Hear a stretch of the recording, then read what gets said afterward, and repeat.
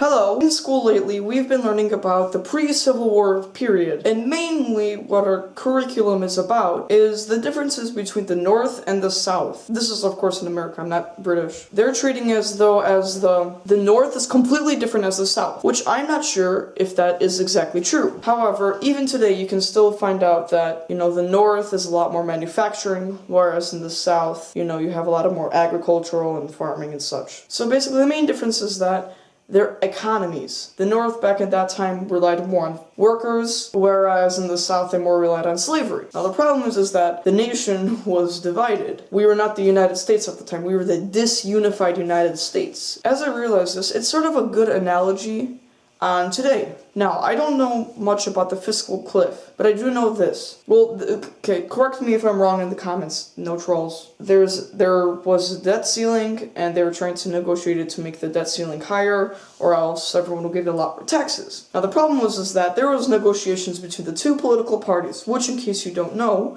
is the Democratic and the Republican Party. They could not negotiate. Not even agree. Negotiate. And it's really just like North and South back in those days. Most of the nation was divided into the South, or the Republicans, let's say, or the Democrats, it doesn't really matter. One nation was divided into the North, or the Democrats, And then we all know what happened when our nation, the United States, were disunified, were not united. There was a war, and there was an awful catastrophic war that caused more American casualties than World War II. That's a lot. So our nation right now is not unified, and they're divided into these two divisions. So what's going to happen? Is it going to be like, the fiscal cliff has already shown that our government is arguing and they can't solve everything. So what's basically happening right now is that one political party is canceling out another. You can't get any resolutions passed. What's a government which can't get resolutions passed? That's a government without power, really. I mean, if a government can't pass resolutions, it's not really a government anymore. Just sort of an institution that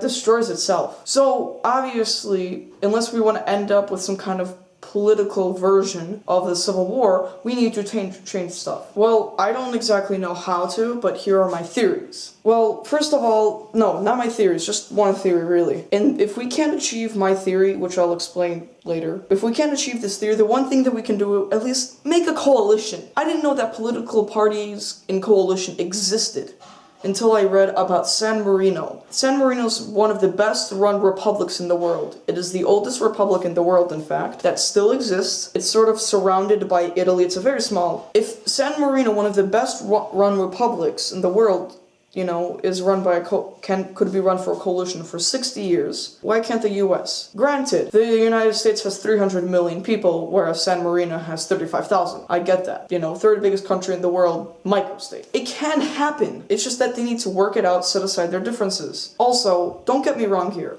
This is not a political statement saying, oh, you should vote Democrat because they have like a black person, and if you don't vote for it, you're racist. No, I'm just saying that, the general idea of political parties. Coalition is sort of like, if the very least. What I really want to happen is just political parties they don't seem very necessary. Political parties just shouldn't exist in general. Because, for example, in America, before the election, I think the summer of 2012, there was a bigger campaign to be the Republican candidate. Now, the general idea of a political party is that the people have similar views. But if they have similar views, wouldn't they automatically just decide on a candidate instead of having a heated, thing? Romney! Ron Paul! Nah!